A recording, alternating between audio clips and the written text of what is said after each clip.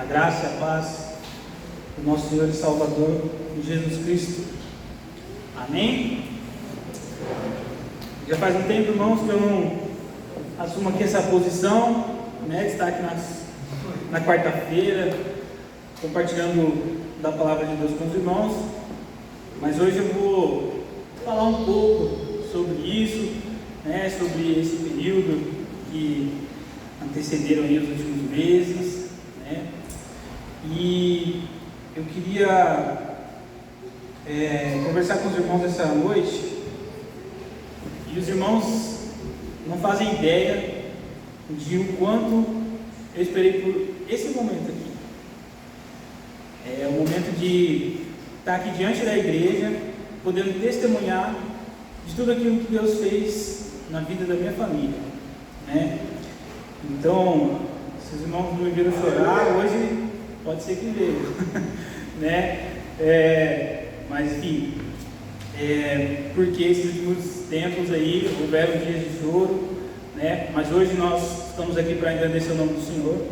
E como eu disse, irmãos, durante muito tempo, quando eu deitava minha cabeça à noite no travesseiro, eu imaginava esse momento aqui, porque era o que eu pedia para Deus, para um dia chegar na frente da igreja e tudo que a gente estava passando, eu e minha esposa, toda a minha família estava passando naquele período, já tivesse passado e nós pudéssemos estar compartilhando com a igreja, tempos de vitória. Antes de iniciarmos as coisas que eu tenho para dizer para os irmãos, como eu disse, esse é um momento muito esperado na minha vida da minha esposa, da nossa família, dos nossos filhos. Então meu coração está muito grato a Deus, por nós estarmos aqui hoje. E o propósito hoje, eu estou fazendo a minha parte, em nome da minha esposa também, de testemunhar para a igreja sobre o que Deus fez. Mas meu coração está muito grato, irmãos. Eu queria convidar os irmãos a fazer uma oração. Eu vou fazer uma oração, eu convido os irmãos a orarem comigo, agradecendo a Deus simplesmente. Por que simplesmente? Nós não viemos pedir nada para Deus nesse momento de oração agora. Nós viemos apenas agradecer a Deus. Eu tenho certeza que os irmãos têm algum motivo em especial, ou que não seja especial, mas os irmãos têm vários motivos para agradecer a Deus nessa noite, Então eu convido os irmãos para junto comigo estarem orando, simplesmente pedindo não, olha o hábito, agradecendo a Deus. Coloque a sua gratidão a Deus nesse momento. Vou pedir que os irmãos curvem suas cabeças e nesse momento nós estejamos orando em sinal de gratidão ao nosso Deus.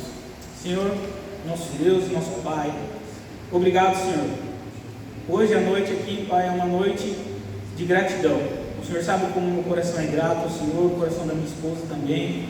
Ó Deus, nós somos gratos por tudo que o Senhor tem feito, tudo que o Senhor fez, tudo que o Senhor ainda vai fazer na minha vida, na vida da minha família, na vida dessa igreja, na vida da liderança, na vida de cada um dos irmãos. Obrigado, Senhor, porque o Senhor tem nos guardado, o Senhor tem nos protegido, o Senhor tem nos alimentado da Tua palavra, o Senhor tem nos cuidado da nossa saúde, o Senhor não tem nos deixado faltar nada.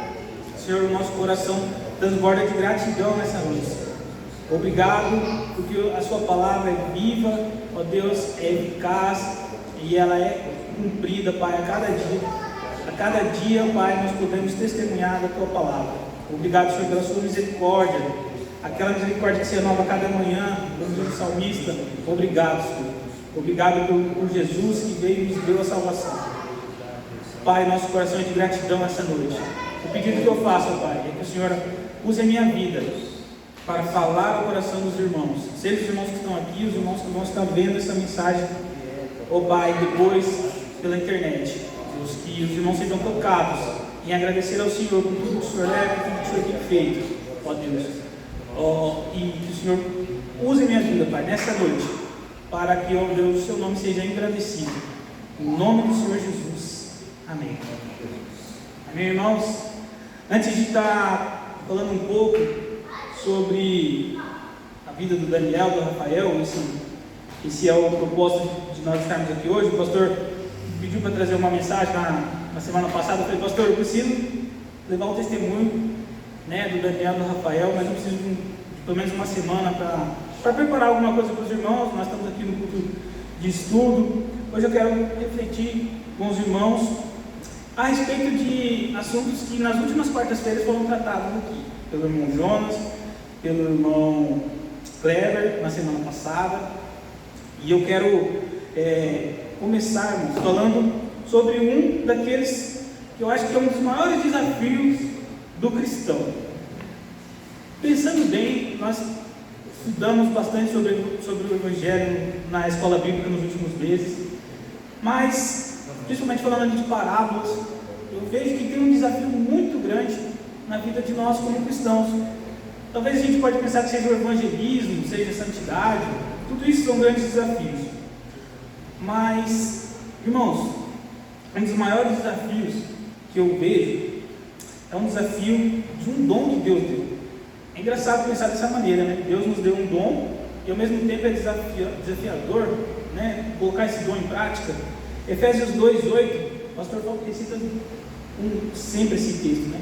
Diz assim que a salvação, Efésios 2:8, pela graça sois salvos, por meio da fé, que isso não vem de vós, é dom de Deus. Nós estamos falando de fé como um dom de Deus. E eu vejo, irmãos, que a fé é um desafio. E eu vou explicar por que eu acho que a fé é um desafio. Mas não é essa fé desafiadora de Efésios 2:8. Porque a fé que fala aqui em Efésios 2:8 é a fé da salvação. E essa fé, quando nós falamos de nós como cristãos, essa fé é o básico. A fé que Jesus morreu para nos trazer a vida, para nos trazer a salvação, para nos dar o perdão dos nossos pecados. Essa fé é básica. Então essa fé, vamos dizer assim, é mais fácil de ter, né? A partir do momento que você crê nisso, você passa a ser um cristão. Então essa fé é algo básico. Mas e a fé no milagre? A fé na provisão? A fé no momento que as coisas estão difíceis, que as situações estão complicadas? É sobre essa fé que eu acho que é uma fé desafiadora. É desafiadora e eu vou dizer por quê, irmãos. Porque em Hebreus 11:1 vai dizer que a fé é o firme fundamento ou a certeza das coisas que se esperam. Vamos abrir lá? Que na frente a gente acaba esquecendo que está na ponta da língua, né? Mas vamos lá. O começo é esse mesmo. A fé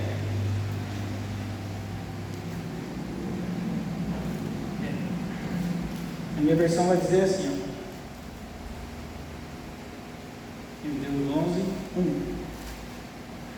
Ora, a fé é a certeza de coisas que se esperam, a convicção de fatos que não se veem.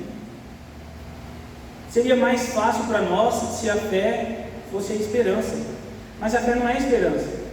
A fé é a certeza, né? É o firme fundamento. Então, irmãos, se nós temos medo, e aí entra na palavra que o irmão Jonas trouxe na última vez que ele esteve aqui, né? O medo não vai vencer, né, irmão? Até o pastor Lucas estivesse aqui, o pastor Lucas trabalha com pessoas que têm dificuldade em dirigir por questão de medo, e até ele tem um slogan lá do curso do atendimento que ele faz, que chama "Não deixe o medo te parar". Irmãos, onde há medo, não tem como ter fé. Porque aí se você tem medo, aí não é certeza mais, aí passa a ser dúvida, né? Se a fé é a certeza das coisas que se esperam, como pode ter lugar para a fé e para o medo? É por isso que eu acho que é desafiador quando nós falamos que o cristão tem que ter fé. Eu acho um grande desafio. E nós vamos ler alguns textos, até um texto que o irmão trouxe na semana passada, que ele falou de fé, por isso que eu disse que hoje foi como se eu pegasse as duas mensagens dos irmãos e viesse discutir, conversar com os irmãos aqui sobre isso, né? O texto que ele leu sobre o grão de mostarda. Vamos abrir esse texto? Mateus 17, do 1 ao 8. Nós vamos passar aqui por alguns textos do Evangelho de Mateus. O primeiro está em Mateus 17. Como eu disse, é uma passagem que o irmão Kleber abriu aqui na semana passada. Então, Mateus 17, versículo 1.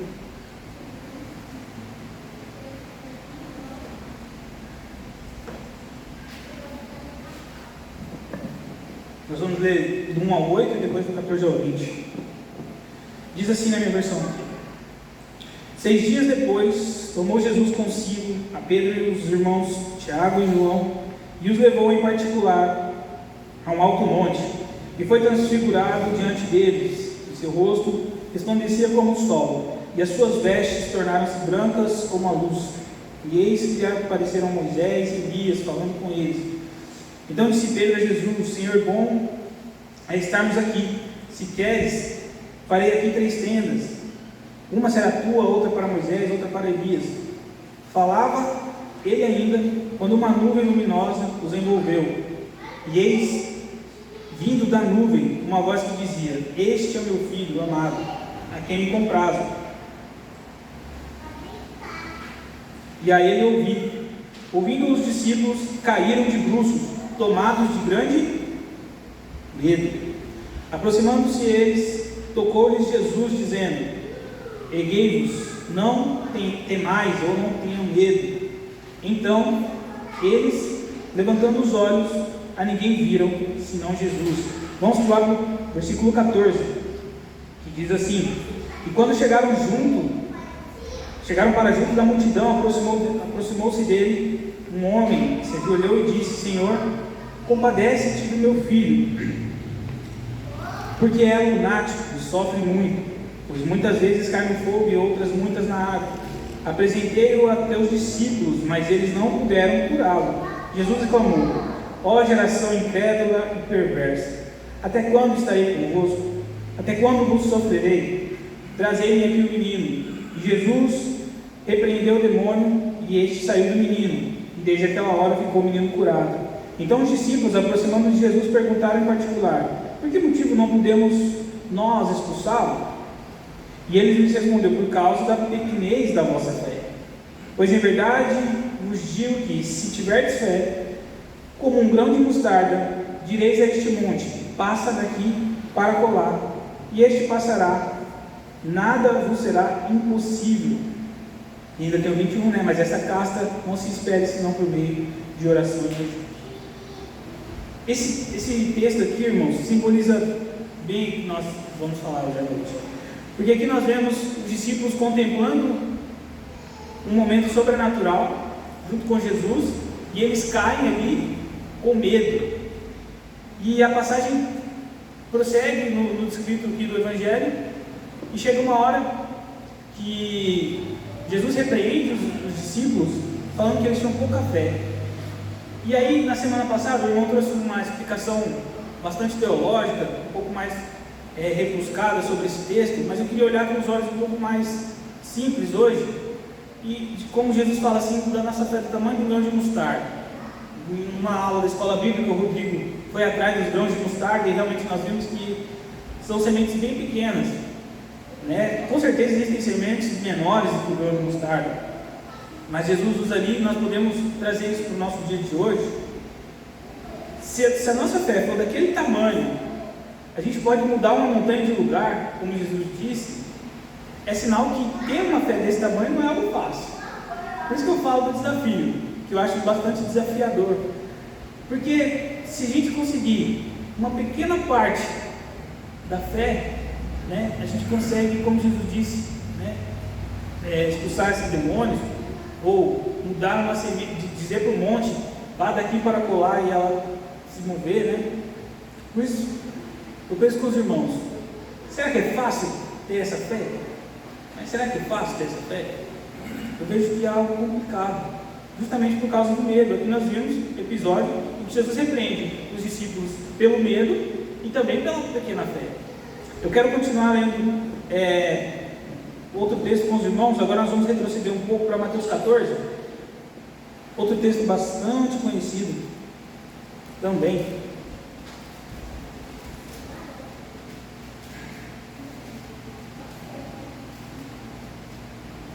Mateus 14, irmãos, 22 até o 31. episódio bastante conhecido, quando Jesus e Pedro andam pela água. Então, logo a seguir, compeliu Jesus aos discípulos em embarcar e passar diante dele para o outro lado, enquanto ele se despedia a multidão. E despedidas as multidões, subiu ao monte a fim de orar sozinho. E caindo a tarde, lá estava ele, só. Entretanto, o barco já estava longe, a muitos estádios da terra, açoitado pelas ondas, porque o vento era contrário. Na quarta vigília da noite foi Jesus ter com eles, andando por sobre o mar. E os discípulos, ao verem no andando sobre as águas, ficaram aterrados e exclamaram: é um fantasma. E tomados de medo, gritaram. Mas Jesus imediatamente lhes disse: tende bom ânimo, sou eu, não temais. Respondendo-lhe Pedro, disse: se és tu, Senhor, manda-me ter contigo por sobre as águas. E ele disse: vem. E Pedro, descendo do barco, andou por sobre as águas e foi ter com Jesus. Reparando, porém, na força do vento, teve medo, e começando a submergir, gritou: salva-me, Senhor. E prontamente Jesus estendeu a mão, tomou-lhe e disse: homem de pequena fé, por que duvidaste? Subindo ambos para o barco, cessou o vento. E os que estavam no barco o adoraram, dizendo: verdadeiramente és o Filho de Deus. Outro exemplo aqui, talvez até mais fácil de nós identificarmos sobre o que nós estamos falando aqui essa noite. Então Pedro se encheu de fé e propôs para Jesus, Jesus, se és tu mesmo, me faz andar contigo sobre as águas. Cheio de fé, ele foi. Só que a partir, me parece que lendo o texto de alguns segundos, o vento começou a soprar. E aí é o que eu digo, irmãos: onde tem medo, tem como ter fé. Porque ele passou a duvidar, porque ele ficou com medo. A palavra diz que ele teve medo, e ele começou a afundar.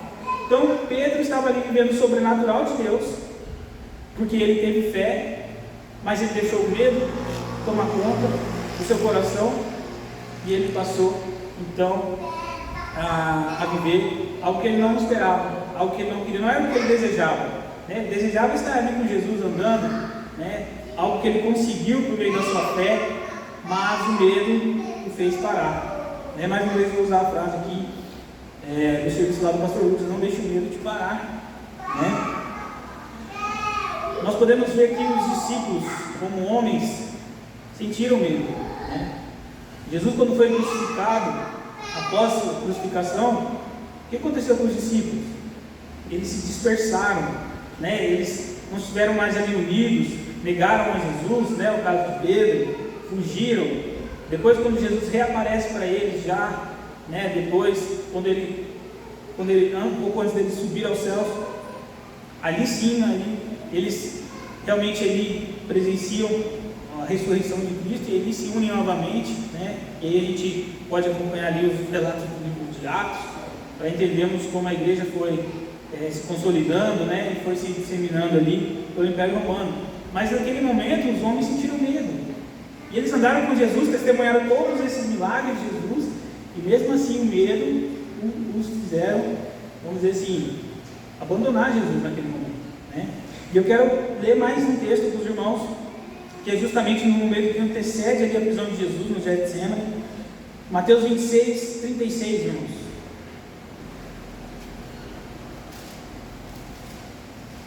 Mateus 26,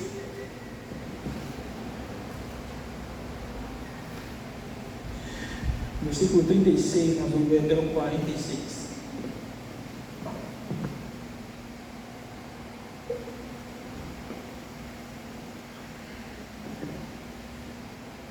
Então, Mateus 26, 36, diz assim: Jesus nos Getsemane. Em seguida, antes de ler, irmãos, eu quero que os irmãos prestem bem atenção no que Jesus, nas palavras de Jesus desse texto, que Jesus diz aos discípulos e como é a oração de Jesus. Diz assim: em seguida, foi Jesus com eles a um lugar chamado Getsemane, disse aos seus discípulos: assentai-vos aqui, enquanto eu vou ali orar. E levando consigo a Pedro e aos dois filhos de Zebedeu, começou a entristecer-se e a angustiar-se. Então lhes disse: a minha alma está profundamente triste até a morte. ficai aqui e vigiai comigo. Adiantando-se um pouco, prostou-se sobre o seu rosto, orando e dizendo: meu Pai, se possível, passa de mim este cálice, todavia não seja como eu quero, e sim como tu queres. E voltando para os discípulos, achou-os dormindo, e disse a Pedro: então nenhuma hora pudeste vigiar comigo? Vigiai e orar, para que não entreis em tentação. O espírito, na verdade, está pronto, mas a carne é fraca. Tomando a retirar-se, orou de novo, dizendo: meu Pai, se não é possível passar de mim este cálice, sem que eu beba, faça-se a tua vontade. E voltando, achou outra vez dormindo, porque os seus olhos estavam pesados. Deixando-os novamente, foi orar pela terceira vez, e repetindo as mesmas palavras. Então voltou para os discípulos e lhes disse: ainda dormis e repousais? Eis que é chegada a hora, o Filho de Deus está sendo entregue nas mãos dos pecadores. Levantai-vos, vamos, eis que o traidor se aproxima. Irmãos, eu não vou afirmar aqui, eu quero que os irmãos pensem nessas palavras de Jesus. E eu vou fazer uma pergunta para os irmãos. Nós vimos aqui Jesus dizendo aos discípulos, no versículo 38, a minha alma está profundamente triste até a morte. Jesus vai orar, na primeira oração ele pede para Deus: meu Pai, se possível, afasta de mim esse cálice, todavia não seja como eu quero, e sim como tu queres. Irmãos, refletindo sobre essa passagem aqui, será que Jesus ficou com medo? Nós estamos falando hoje sobre medo e sobre fé. Será que Jesus ficou com medo? Eu tenho certeza que Jesus tinha muita fé, mas Jesus era um homem. E olhando essas palavras que Jesus pronunciou para os seus discípulos e para Deus, eu quero que os irmãos pensem comigo: será que Jesus sentiu medo? Jesus, quando sentiu medo, ele foi orar a Deus. E é interessante que há uma mudança que eu, estudando esse texto, percebi entre a primeira e a segunda oração destacada. Tem uma terceira que aqui no Evangelho de Mateus vamos dizer assim, não nos mostra aqui o que Jesus disse ao Pai. Mas olha a diferença. A primeira oração, no versículo 39, diz assim: meu Pai, se possível, passa de mim esse cálice, todavia não seja como eu quero, e sim como tu queres. Já no versículo 42, Jesus diz: meu Pai, se não é possível passar de mim esse cálice sem que eu beba, faça-se a tua vontade. No primeiro momento ali nós vemos Jesus bastante angustiado e pedindo para Deus: Deus, afasta de mim, né? Mesmo que seja a tua vontade. Parece que ao orar Jesus compreende que ele deveria passar por aquilo. E os irmãos, pensem comigo, me parece Jesus um pouco mais, vamos dizer assim, não sei se a palavra é essa, conformado, talvez mais preparado para o que havia de acontecer. Porque ali Jesus já não pede mais para Deus tirar o cálice. Nós podemos ver que ele diz assim: meu Pai, se não é possível, ele já afirma: se não é possível passar de mim esse cálice, faça, que sem que eu beba, faça a tua vontade. Ou seja, Jesus, nesse momento de angústia e talvez de medo, né, ele se chegou para mais perto de Deus, né? E essa aqui é a junção que eu quero fazer entre medo e fé, irmãos, pegando o exemplo de Jesus, porque a Bíblia diz que nós devemos ser imitadores de Cristo, né? Não de Pedro e dos discípulos, que fracassaram ali, né, nessas passagens, quando eles tiveram medo, não puderam ali manter a sua fé inabalável, né? Nós devemos estar como Jesus, ser como Jesus, né? E quando o medo pode te ajudar? Quando o medo torna-se um combustível para a sua fé. Nós vemos ali Jesus angustiado, e por 3 vezes ele foi orar, e parece que cada oração que Jesus ia e descia, ele voltava mais forte, né? Mais, vamos dizer assim, consciente do que ele tinha que passar, mas me parece um Jesus mais forte. Primeiro ele pede para Deus tirar, na segunda ele já fala: Deus, já que o Senhor não pode tirar isso de mim, meu Pai, né? Faça de mim, faça a tua vontade sobre mim, né? Então nós vimos aqui um paralelo, né? O medo dos discípulos fizeram eles afundarem, né? Fizeram eles fracassarem ali no milagre que um demoniado precisava, né? Mas nós vemos um Jesus numa situação angustiante em que ele buscou ali se encher mais de Deus e buscar um fortalecimento, né? E essa é a chave da mensagem que eu queria deixar hoje, irmãos.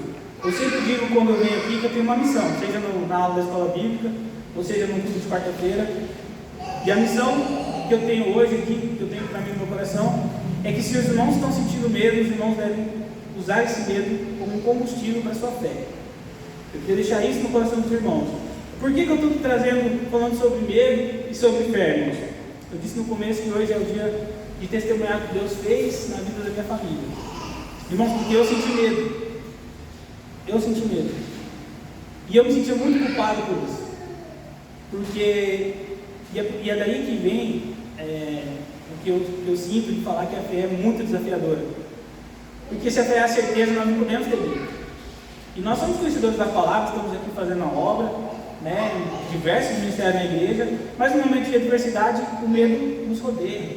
Nós passamos aí nos últimos anos diversas situações que nos amedrontavam, né, ou nos colocavam diante do medo, né. Nós passamos por uma pandemia, né, o pastor trabalhou muito no coração da igreja, essa questão do medo. Recentemente, o resultado das eleições trouxe medo a muitos corações, né, sobre as consequências, né, do resultado das eleições. Ou seja, o medo, se nós olharmos para o nosso entorno, o medo ele quer tomar conta do nosso coração, né? Eu pego um pouco do que o irmão Jonas falou, mas o medo não pode vencer, né? Então, irmãos, mas existe um momento que o medo pode nos ajudar, e é quando o medo se torna esse combustível, né? Então, no momento de adversidade, no momento de aflição, os irmãos sentirem medo, lembre-se de colocar esse medo como um combustível para a sua fé, né? Porque, irmãos, a gente quando está com muito medo e não tem muito para onde correr, Deus está ali de braços abertos, porque Deus pode nos ajudar, né? No momento em que uma pessoa está desacreditada, as portas estão todas fechadas, nós olhamos as circunstâncias de volta e não vemos saída, Deus tem uma saída, porque Deus é o Deus impossível. Aleluia. Amém, irmãos? Essa música, Deus Impossível, na versão da Aline Barros, ela diz, a letra dela é assim, ó: o meu Deus é o Deus do impossível, Jeová Jireh, o grande El Shaddai, que abriu o mar vermelho e seu povo fez passar, que da rocha água limpa fez brotar. O meu Deus é o Deus do impossível, que liberta encarcerados da prisão, faz da estéril mãe de filhos, restaura a alma do aflito e dilata o amor no coração, que dá vista aos cegos e aos surdos faz ouvir, faz a tempestade se acalmar. Andou por sobre o mar e os mudos fez falar, paralíticos e coxos fez andar. O meu Deus é o Deus do impossível, é o mesmo hoje e sempre há de ser. O meu Deus é o Deus do impossível e fará o impossível para você. Quem conhece essa canção da Aline Barros? Irmãos, minha esposa nem sabe, mas que eu ouvi essa canção nos últimos dias. Agora eu vou abrir um parênteses aqui para falar um pouco sobre os acontecimentos dos últimos meses. Por muitas vezes eu saía do hospital de madrugada, ia para casa, deixava minha esposa no hospital com as crianças e saía ouvindo essa música até chegar em casa. Ia tomar banho, ficava repetindo essa música, né? Irmãos, a maioria dos irmãos já sabe, talvez algum irmão esteja olhando pela internet e não sabe, mas nós passamos aí por uma gestação, né, um pouco complicada. Quando foi mais ou menos em setembro do ano passado, outubro, eu não me lembro quando você programa. Em setembro, estava eu trabalhando, irmãos, no escritório, recebi uma mensagem da Débora. Os irmãos, para os irmãos entenderem que desde o começo a situação não foi fácil. Recebi uma mensagem da Débora perguntando que hora eu ia para casa. Talvez você pode deixar isso normal, mas lá em casa isso não é normal. Ela sabe o horário que eu chego, todo dia eu chego no mesmo horário, porque ela pergunta, por que que hora eu vou chegar em casa? Isso lá pelas 4. Eu falei assim, mesmo horário, por quê? Ela falou, não dá para você ir mais cedo? Eu falei assim, não fala por quê. Aí ela não quis falar, mas eu insisti, falei, não, se você não falar, eu vou ficar aqui porque eu tenho uma coisa para fazer. E ela falou assim, vem para casa porque eu fiz o exame de gravidez, o teste de gravidez. Deu positivo, mas não tem neném no útero. a suspeita é de uma gravidez ectópica. Aí, enquanto eu li aqui uma tela aqui, eu tenho duas telas, né? Uma tela aqui no WhatsApp e na outra aqui já no Google. Gravidez ectópica, o que é isso? É uma gravidez que se desenvolve fora do útero. Aí eu, ai meu Deus, fui para casa, cheguei lá, conversei com ela e falei assim, aconteceu isso, nós vamos fazer um exame e os hormônios têm que baixar. Se os hormônios estiverem maiores, vai se confirmar a suspeita. Porque pela quantidade de hormônio que apareceu no exame, já era para ter o bebê. E o médico fez a ultrassom e não achou nada. No outro dia, eu levei ela para fazer o exame, quando chega lá, tinha triplicado o número de hormônio. E nada do neném. Nada do neném apareceu. E aí ela já ficou angustiada, já. Mas nesse momento, irmãos, eu não senti medo. Por incrível que pareça. Nesse momento, tinha uma paz no meu coração. E aí ficou de uma outra médica, especialista, um pouco mais especialista ali na gravidez de risco, gravidez duplex, fazer o exame dela tipo, no fim da semana. Quando chegou no fim da semana, ela falou assim, estou vendo alguma coisa aqui, mas realmente não parece um embrião não, porque sei, está muito pequeno, por essa idade, por essa quantidade de hormônios já era para estar maior. Irmãos, passou uma semana, nós fomos fazer de novo o exame. Isso foi poucos dias antes da gente viajar, a gente tinha uma viagem marcada. E aí a viagem já ficou em risco, né? Porque se realmente fosse, pensa, você está gerando uma criança num outro órgão que não o útero. Geralmente vai para as trompas, acontece até na bexiga, eu ouvi falar. Pensa, é uma coisa, sim, terrível, né? Então a mãe tem que fazer logo uma cirurgia rápida para tirar ali aquele microembrião, porque senão, né, vai crescendo fora do órgão errado. E aí a doutora estou escutando o coração, né? Aí já aliviamos, nossa, graças a Deus, não passou de um susto, mas alguma coisa estava errada, porque realmente estava, para a quantidade de hormônio, o cálculo estava errado. E a médica vai, escuta o coração, marca o batimento, escuta, batimento diferente. Vai de novo, faz esse processo umas 3, 4 vezes. Ela era a patroa da Débora, né? Estava o patrão e o patrão da Débora. Eles foram num momento que a clínica estava fechada só para atender a gente. Ela falou assim, vou chamar meu esposo aqui, porque eu estou achando que tem 2 bebês aqui. Porque toda vez que eu olho o batimento, dá um batimento diferente. Irmãos, o doutor mais experiente chegou e falou assim, gravidez de gêmeos. Está aí a explicação de por que o hormônio estava tão alterado. Porque eram 2 bebês. Aí realmente não aparecia, porque estava de forma ali, né, multiplicado os hormônios, né? E irmãos, aí ficamos mais aliviados, mas o doutor patrão da Débora, ele ficou meio que arrasado. Ele falava assim, puxa vida, gravidez gemelar. Aí eu ficava pensando assim, puxa vida, o gasto vai ser meu, as noites mal dormidas vão ser minhas, e ele está nessa derrota toda, né? Ele falava assim, não, gravidez gemelar é complicado, você vai ver.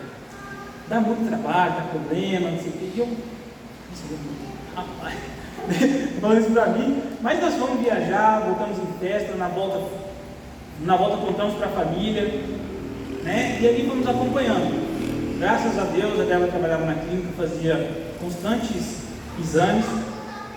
Só que conforme a gente ia fazendo exame, a gente via a diferença de tamanho de um bebê para o outro, de um embrião para o outro. Até então, algo normal, não tinha muito o que fazer, tinha que ir acompanhando, tomar vitamina. E foi indo, e cada vez mais a diferença ia crescendo, né? A gente olhava lá, um estava desse tamanho e o outro pequenininho.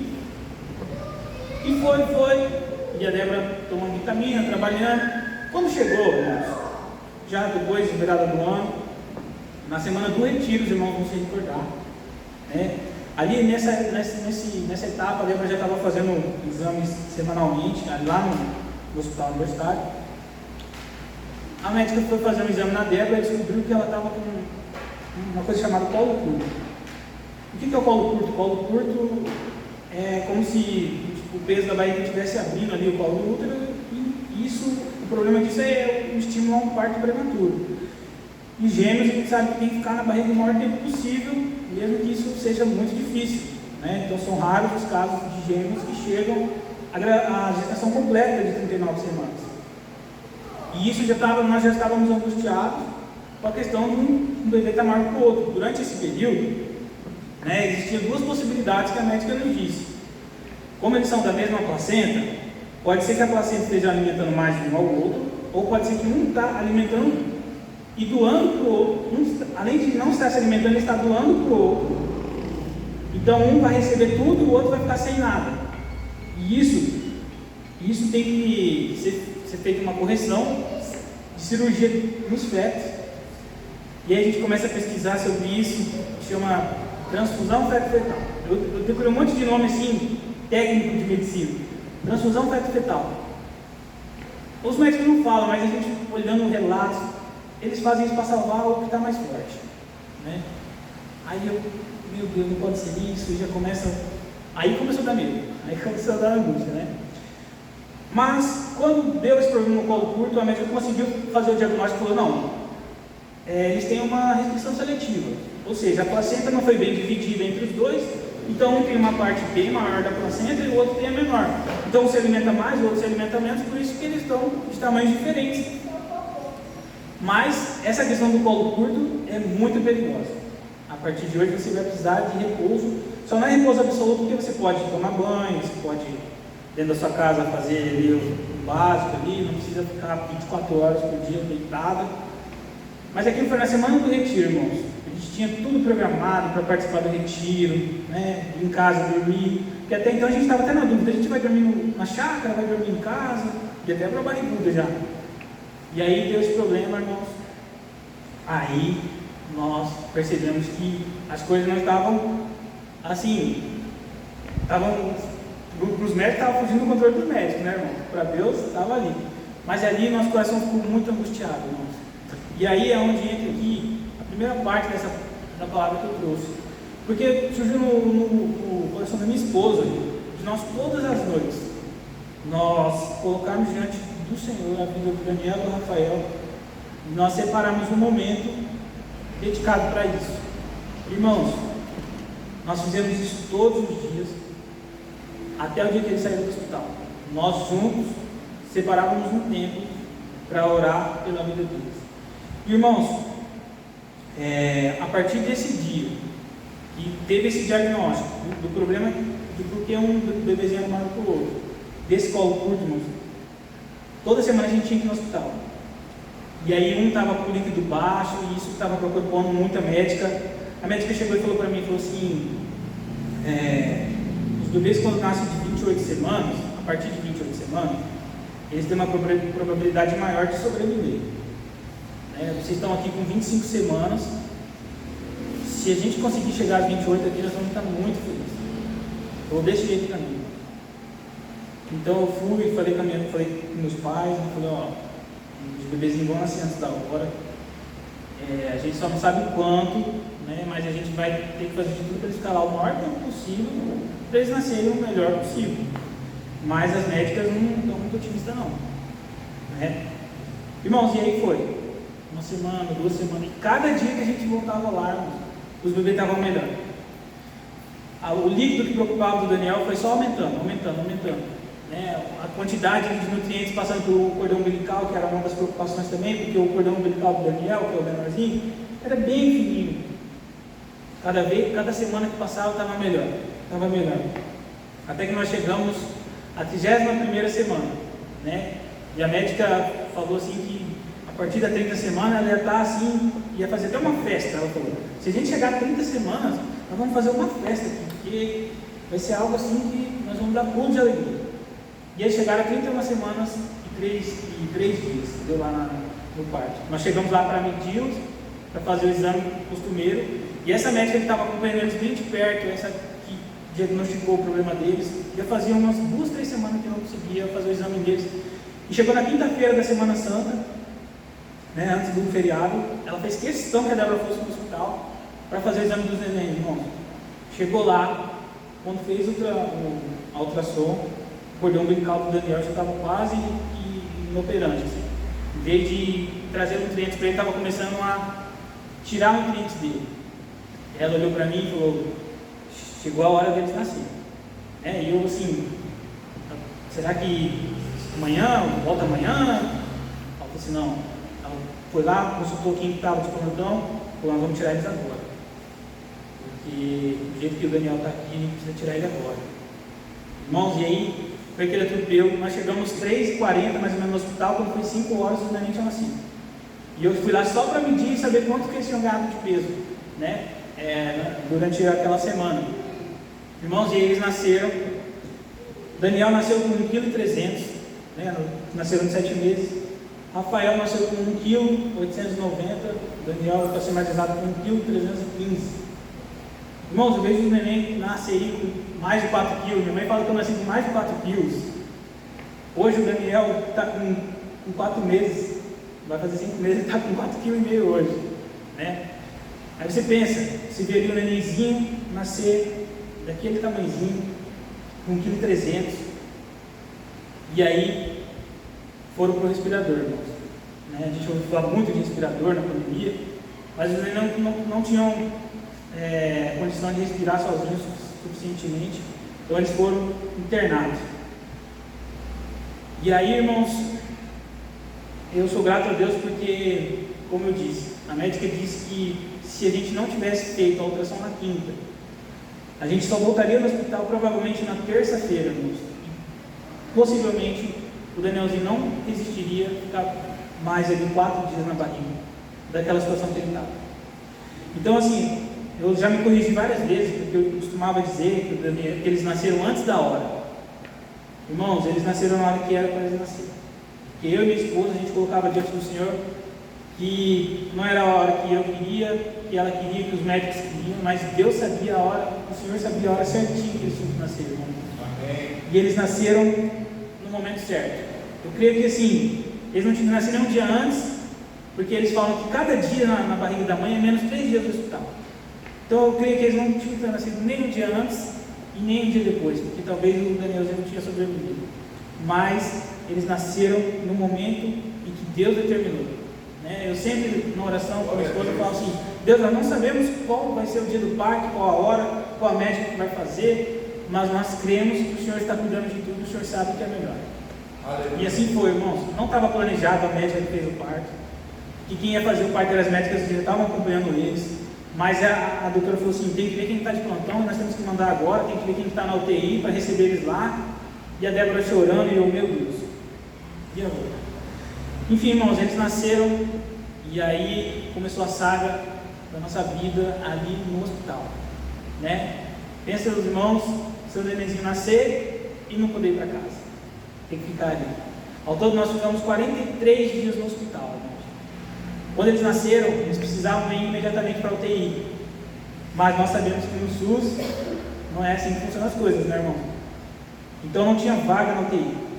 E aí, nosso coração mais uma vez angustiado, e a Débora ali recém-operada, precisando ficar de repouso para os pontos. Eles ficaram onde eles nasceram, no centro cirúrgico que chama. No centro cirúrgico, um ficou numa sala, o outro ficou na outra. Então eles não tiveram condição de poder ir para a UTI de imediato. O Daniel só conseguiu uma vaga na UTI no sábado. Então eles fizeram a avaliação, viram o caso dele mais grave, mandaram ele para a UTI, o outro continuou no centro cirúrgico.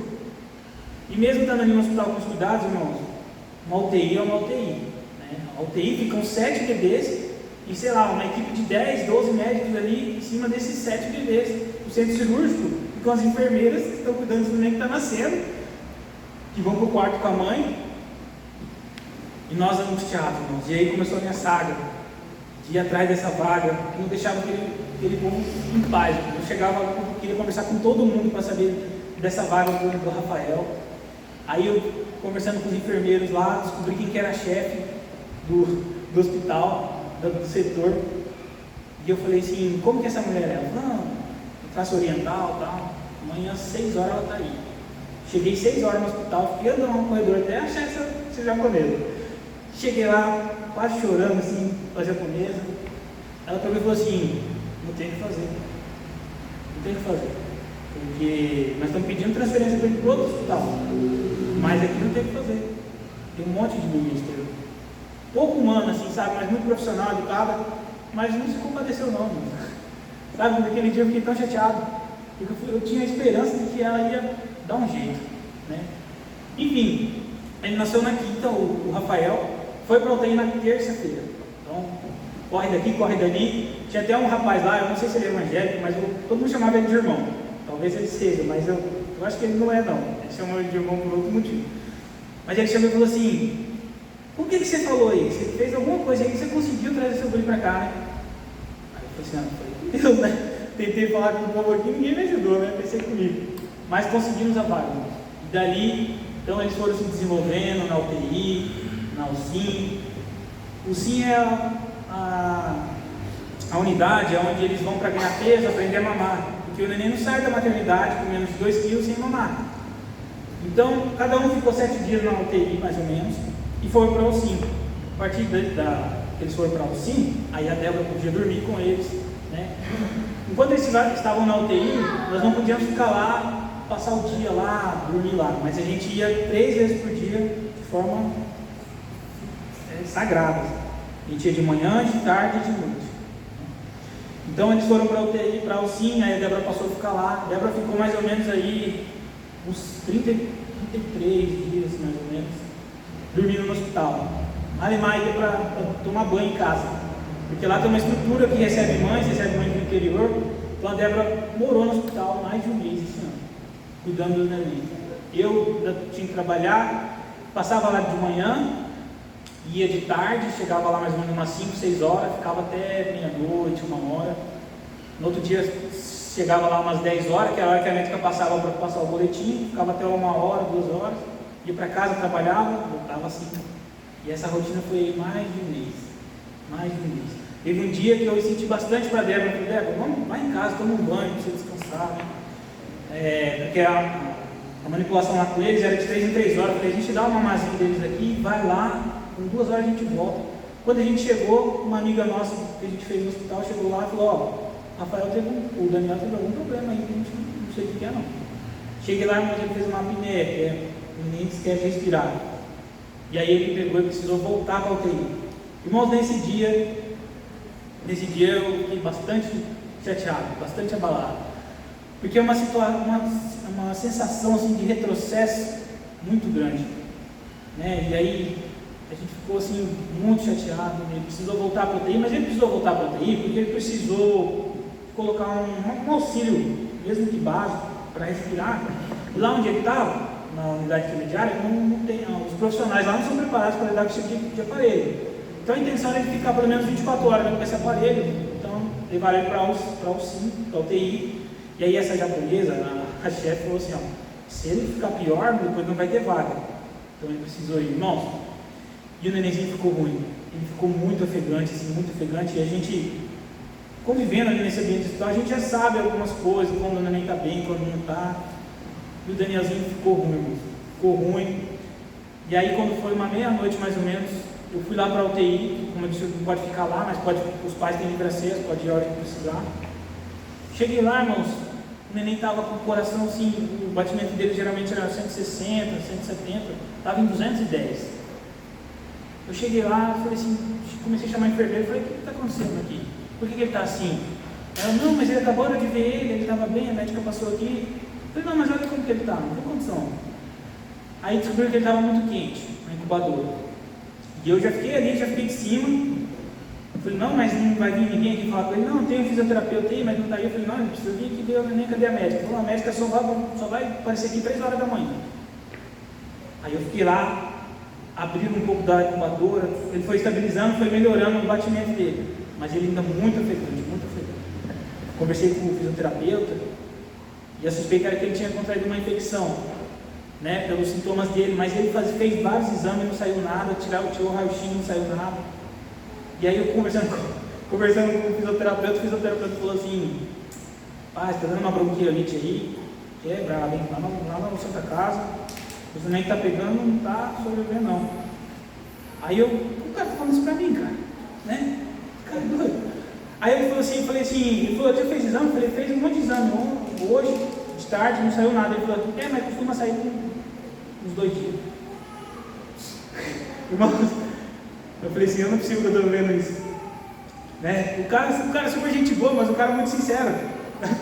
O cara, eu estou ali e eu não arredei o pé dali, irmãos, enquanto a médica não chegou. A médica plantonista. E a médica chegou, e eu falei assim, eu quero ver o que essa médica vai falar para mim. Olha o jeito que meu filho está. A médica chegou, olhou assim, tem que esperar. Mas, esse dia foi o dia mais tenso para mim, porque quando foi 3h30, eu vi que ele já tinha melhorado, né? Ele já estava, a respiração já tinha melhorado um pouco. Aí eu falei assim, que hora que a doutora responsável aqui pela UTI, a fixa mesmo, vai estar? Ela falou, por sorte ela vai estar amanhã, o dia dela trabalhar no sábado. Por sorte ela vai estar amanhã, 7 horas ela chega. Irmãos, 6h50 eu estava lá no hospital, esperando ela chegar. E essa mulher, ela é porreta, assim, sabe? Já começou, falou, não, vou fazer o ultrassom dele, começou a mexer. Tá tudo certo, não tem infecção, nós fizemos exame, ele precisa estabilizar. Vou liberar ele amanhã à tarde. Amanhã, não lembro se no mesmo dia ou no outro dia. Chegamos lá, ficamos felizes que ele ia sair. E ficamos esperando ele lá no Alcim. Quando chegou outro bebê. Mas eu estou esperando o Daniel. O que aconteceu? Porque liberou uma vaga, porque tem esse manejo de vaga, não é assim. Chega lá e fala assim, não, acabou de vomitar aqui. Ele estava pronto para sair já. O enfermeiro estava aqui preparando já a maquinha dele para levar para lá. Ele vomitou, ele tem que estar aqui mais um. Ah, irmãos, foram dias de luta. Mas em nenhum dia a gente deixou de orar. Né? Eu falei para os irmãos que eu saía às vezes do hospital meia-noite, 1h. Depois das 10, os enfermeiros iam trocar o turno, aí um pouco ia descansar, um pouco não. O hospital ficava no deserto. Assim. Aí a hora que eu e minha esposa, a gente orava. A gente orava lá no corredor do hospital. Às vezes as mulheres estavam limpando lá, a gente esperava elas terminar de limpar para a gente poder orar. E partiu do coração dela, irmãos. Mas a mensagem que eu queria deixar essa noite, como eu disse no começo, é sobre o medo e sobre a fé. Né? Então, irmãos, como eu disse, eu me senti muito culpado por sentir medo. Né? Porque onde há medo não há fé. Porque o medo é dúvida, e fé é certeza. Mas, irmãos, nós usamos a fé para nos aproximarmos de Deus e buscarmos em Deus. Nós clamamos muito pela vida do bebê. Como eu disse, eles ficaram 43 dias no hospital, receberam alta dia 19 de maio. Então, irmãos, tem uma série de acompanhamentos que nós vamos fazer, pelo menos acho que até uns 2 anos. Estão fazendo fisioterapia, vão umas 3 pediatras, enfim, tem bastante restrição pela condição que eles nasceram, da prematuridade, irmãos. Mas nós queremos que Deus está cuidando de tudo, porque Deus protegeu a vida deles até aqui, mesmo com essas adversidades, irmãos. Com médicos falando para mim que ia fazer uma festa se eles chegassem a 30 semanas, eles passaram. Né? Foi 33 semanas? 31, né? Nasceu com 31 semanas. Né? Então, assim, nós cremos que Deus nos abençoou, né? E nós somos muito gratos. Então, como eu disse para os irmãos, toda noite eu orava para Deus, no meu particular, orava para minha esposa, orava e pedia para Deus. Colocava minha cabeça no travesseiro e ficava pensando no dia que eu estaria aqui, contando para os irmãos tudo isso, né, e testificando que Deus nos deu a vitória, irmãos. Então a gente está aqui, a nossa rotina está voltando aos poucos, né, porque igual hoje mesmo a gente foi uma correria que a gente precisou ir na universidade para fazer fisioterapia com eles. Chegou em casa, comeu, nem tomou banho da fisioterapia, nem eu, nem ele, nem a Débora, guiando para a igreja, né. Irmão, mas Deus cuida das coisas assim, até nos mínimos detalhes, Irmãos, eu falei para os irmãos que nós ficamos nessa rotina de hospital mais de 30 dias. Irmãos, eu moro a 2 quilômetros do hospital. Na verdade, o hospital assim, em linha reta, acho que dá até menos, mas tem que dar uma volta no Lago do Amor ou ir pelo Atacadão ali. Os irmãos sabem onde eu moro, sabem onde é a Universidade Federal, sabem que é bem próximo. Né? Irmãos, eu tenho a condição de hoje poder atender a minha carteira de clientes de casa. Vez ou outra eu preciso ir no escritório para fazer uma reunião, alguma coisa, mas tantas vezes eu pedi para Deus multiplicar a quantidade de clientes, irmãos. Se eu tivesse o tanto de clientes que eu queria ter, como seria hoje?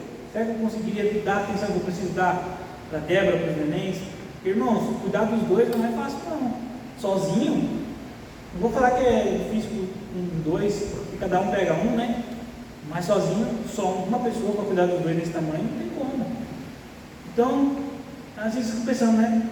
Porque Deus abriu a porta para eu morar onde eu moro hoje. abriu a porta de uma médica especialista em gravidez complicada começar a atender onde a Débora trabalha, poucos meses antes da Débora ficar grávida, e ela ter a condição de encaminhar a Débora e fazer a Débora ter o tratamento todo ali do lado de casa no hospital universitário. Então, irmãos, muitas vezes a gente não para pensar nos detalhes, né? Mas Deus é um Deus de detalhes, né? Deus abre as portas certas, porque todas essas decisões, onde a gente vai morar, qual emprego nós vamos ter, eu sempre coloquei tudo diante do Senhor, seja as coisas grandes ou pequenas, irmão. Trocar de carro, mudar de lugar, de escritório, porque eu precisei mudar no retrasado, tudo eu coloco diante do Senhor. O Senhor não permite que eu entre numa porta que não é o Senhor que abre. Se eu tiver inclinado, o Senhor fecha. E eu sempre testemunho muito disso, né? De Deus realmente abrir ali as portas certas, não deixar ali entrar onde não é. Então, assim, hoje eu vejo que tudo que eu tive na minha vida até hoje, tudo que Deus foi encaminhando hoje, tem um propósito, né? Hoje nós tivemos a condição de passar por tudo isso, né, de uma maneira, mesmo que difícil, mas até mais fácil, né? Eu até falo para a Débora, imagina se esses mais de 40 dias a gente precisasse, por exemplo, ir lá para a maternidade, né? Ou para a Santa Casa, atravessar a cidade todo dia, e ir para o hospital 3 vezes por dia, igual a gente ia. Como seria? Né, irmão? Então, irmãos, hoje é uma noite de gratidão, né, da minha família, tanto para mim como para a Débora. Gratidão a Deus, gratidão aos irmãos, que eu sei que os irmãos também oraram. Agradecer a compreensão dos irmãos, né, pela nossa ausência, até hoje nós não estamos assim, na nossa plenitude, assim, presente nos ministérios, mas nós estamos voltando aos poucos, né, a gente não pode também forçar muito os nenéns, por todas essas situações que eu falei para os irmãos, eles carecem um pouco mais de cuidado, né, mas a gente está voltando, hoje já tem a possibilidade de estar aqui, trazendo a palavra, e peço que os irmãos continuem a oração, porque nós ainda temos aí algumas etapas a serem vencidas, mas em nome do Senhor Jesus já estão vencidas, né, irmãos? Não tem mais medo, né? A gente não pode deixar esse medo colocar aí toda a obra de Deus em dúvida, né? Amém, irmãos? Esse é o nosso testemunho de tudo que Deus fez nos últimos meses na nossa vida, né? E é a nossa gratidão. Vamos orar, irmão, mais uma vez? Agradecendo ao Senhor mais uma vez. Nós não devemos cansar de agradecer a Deus, porque Ele é misericordioso, né? Se dependesse das nossas, vamos dizer assim, das nossas ações, nós não receberíamos nada, mas pela misericórdia do Senhor, Ele nos dá muito mais do que nós merecemos. Senhor Deus, nós te agradecemos mais uma vez pela Tua palavra, Deus, que foi aqui compartilhada, pela Tua palavra que entra aos nossos corações e nos molda, Pai. Obrigado, Senhor, por essa igreja, por esse ministério, pela nossa liderança, por todo o Seu cuidado sobre as nossas vidas, Senhor. Fique conosco nessa noite. Ó Deus, essa é a nossa oração, em nome do Senhor Jesus. Amém.